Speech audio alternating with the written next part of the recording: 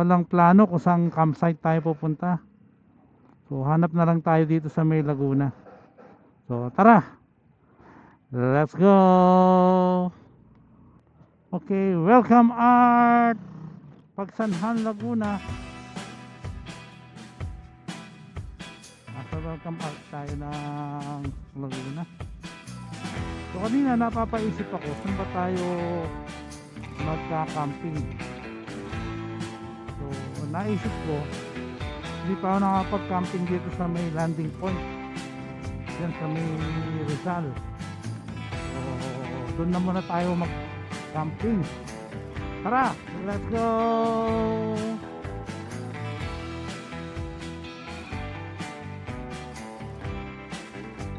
Ito lang alam kung saan yung daan papuntang landing point.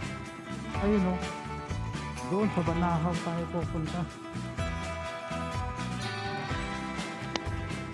Yan, merienda muna tayo. Yan talaga yung mga riders, saan abutin ng gutom. Yan, turon tsaka buko, fresh buko. So narito tayo ngayon sa highway ng Santa Cruz. Yung kagandahan na naka half face ka lang, madali ka nakakakain.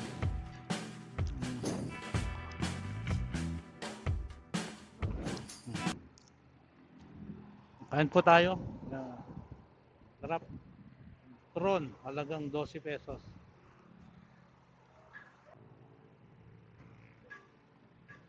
Uhaw ako, mainit.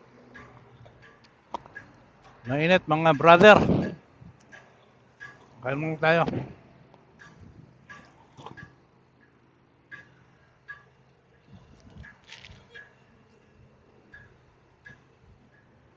Hindi pa tayo nananghalian eh. Kaya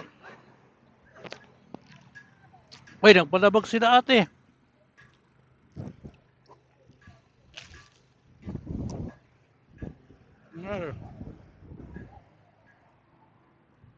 May aksidente doon, no? Ayan o, may aksidente dito. Isang NMAX. Ano ba ito? ADB 150. So ang ADB 150 saka NMAX. Binangga ng NMAX itong patawid na ano. Kasi kakaliwa tong ADB galing doon sa kanan. So inabot siya nung NMAX. Sobrang bilis ng NMAX. So ingat po tayo mga brother. Buti naman medyo okay. Nakita ko naman kanina yung ano, medyo okay. Pero nagalusan din yun. So okay, let's go. Ingat tayo mga brother. Hindi natansya nung ano, ADB. Uy, madilim sa bundok.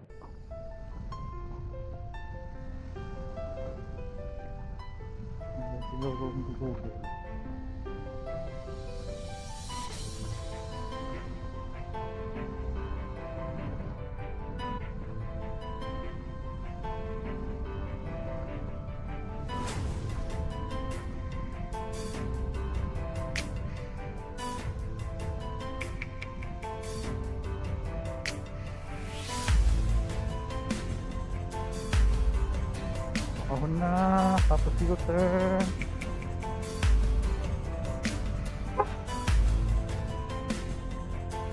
Wow!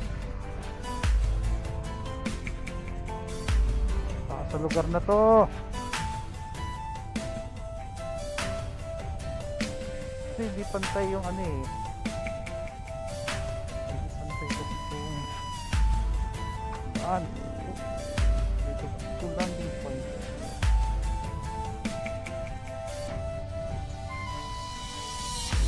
Matarik ang daan. Bago pa na. Okay, wala, landing point.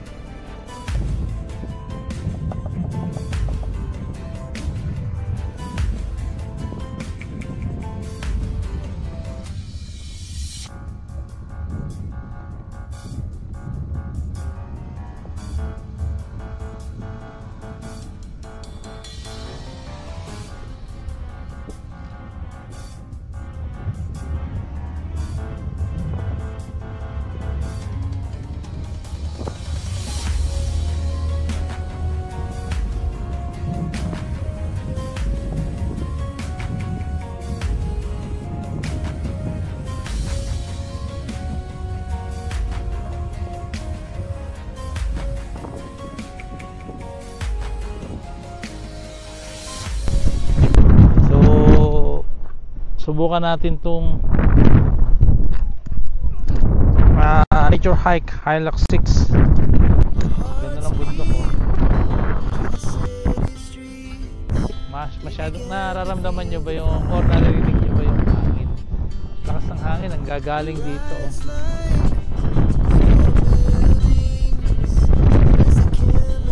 Sarap mag-camping dito.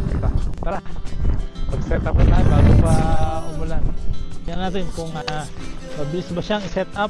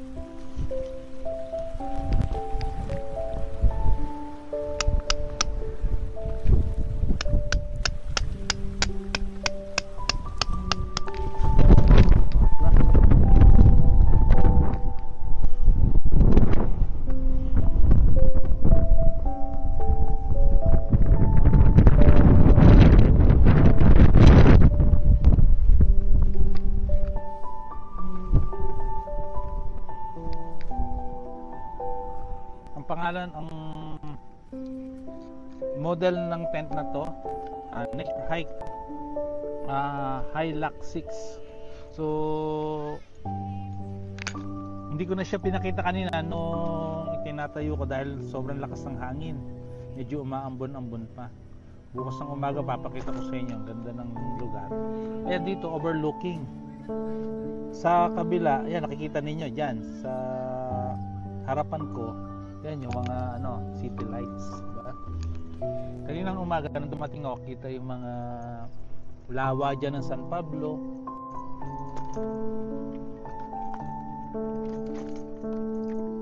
Pero maganda tong kwento ko pala sa inyo, tong tent na to. Para siyang pwedeng pavilion. Papansin niyo nakatupi pa yung ating talaga, yung tent na merong yung inner tent, yung merong screen. So mamaya natin ilalagay yan para maluwag muna tayo pag matutulog na siguro tayo. So simple lang hapunan ko ngayon, sardinas at saka nilagyan ko ng sibuyas. Nagsaing na rin tayo kasi sobrang lakas ng hangin. Nakalimutan ko palang magdala ng ng tubig. Buti meron dito 1 litrong tubig, tsaka doon meron pa 1 litro. Kahit ganito lang ulam ko, sardinas na may sibuyas. Kung sa mga susunod nating moto camping, ito na muna may setup natin.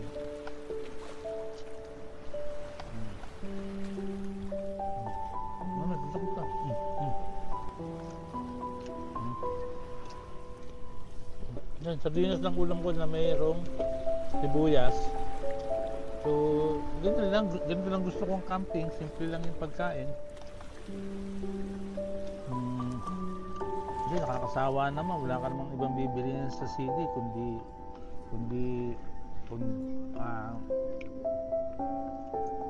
wala ka namang ibang bibilihin sa bayan or sa city kundi baboy, manok, baka, baboy, baka. Pag lumabas ka, Jollibee, manok na naman, McDo, manok na naman, sisig, mga ganyan mabibili mo sa mga karinderya.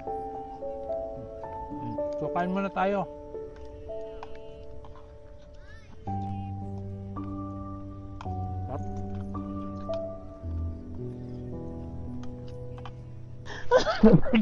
Lebih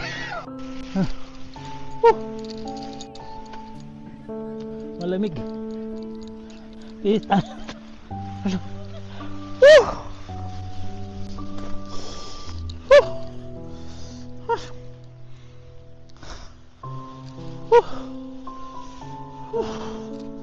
Lamig. Di yata natin kakayanin ng ba. Woo!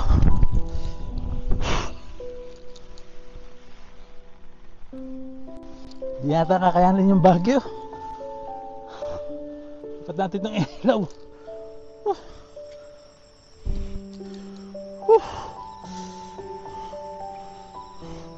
Pero na.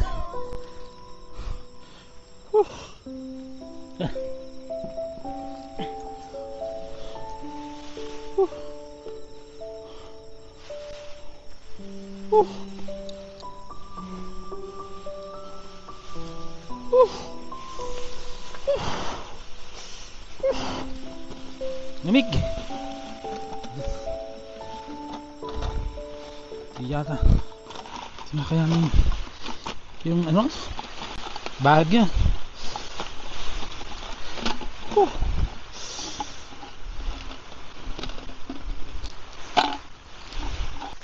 So ito, nakaset up na tayo. So malamig na yung ating pwesto. So yan, naka nature hike tayo na ano, inflatable. Oh, nature hike din yan. Tagal ko na rin nabili to. During pandemic, nabili ko yan, nature hike. Ito, hindi to nature hike. Ano lang to, siguro common lang to. O ano, generic. Maganda tong nabili nating Hilux 6. Paulit-ulit ko talaga sasabihin, maganda talaga siya. Kasi maluwag oh. May sabitan na ako ng sombrero, ilaw. Ito, may susi pa tayo dito. Nasa loob pa yung ating ano, ilaw. So once na kung magtatrabaho man tayo dito bago tayo matulog, so maluwag tayo. May sumisilong nga na pusa dito kanina. Ayan. Alam niyo sa pagkakamping, hindi lang naman yung magre-relax ka, yung magagawa mo yung gusto mong gawin ba. Unlike kasi nung unang tent, yung isang tent na ginagamit ko na nature hike na P2, limited lang yung galaw ko. Limited lang yung ating galaw para magawa yung bagay-bagay na to. Lalo pag umuulan, hindi tayo makapagtrabaho ng maayos. Kaya, yan. So, insulation, kailangan natin yung insulation para hindi malamig. Para pag humiga ka, although to damuhan, pero pa yung gamit tayo, ito yung fly sheet na tinatawag. So ito naman kakatulong din ito para hindi maputikan yung ano natin, inner tent. So komportable naman tayo dahil meron naman tayong malong, kahit nakalimutan natin yung nakalimutan natin yung aking yapusan na bolster. So yung pagka-camping kasi dapat talaga malakas ang loob mo. Sabi nila nakakatakot daw, o kaya baka katulad niya nasa bundok tayo, baka bumaha, mag-landslide pag nasa ilog, mag-flash flood. So wala, ganyan talaga, kailangan handa natin ang ating sarili. Kung dito tayo nagiging masaya at nare-relax, di gawin natin. Although mahirap din. So ayun, wala, darating na lang talaga ng kusayang kung talagang sa'yo talaga yan. Dito na tayo at dito tayo masaya, dito tayo nakakahinga. So panindigan na natin to. Komportable na tayo dito. So salamat Nature Hike Hilux 6 or Hilux 6. So hanggang dito na lang muna ang kwentuhan natin at tayo matutulog na rin. At maraming salamat sa inyong panonood sa aking mga videos. Kahit minsan-minsan late na ako nag-upload ng mga videos. So maraming salamat po.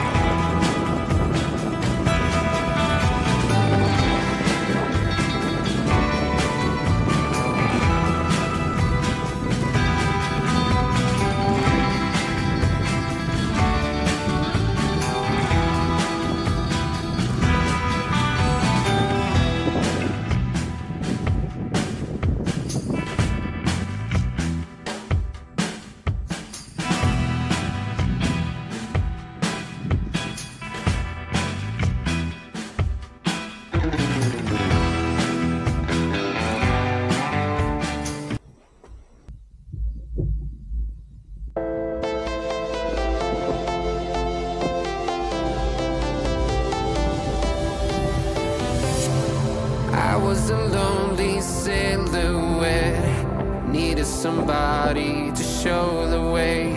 Yeah, I was a heartbeat with no sound till you came around. Yeah, you showed me colors, light in the darkness. You were the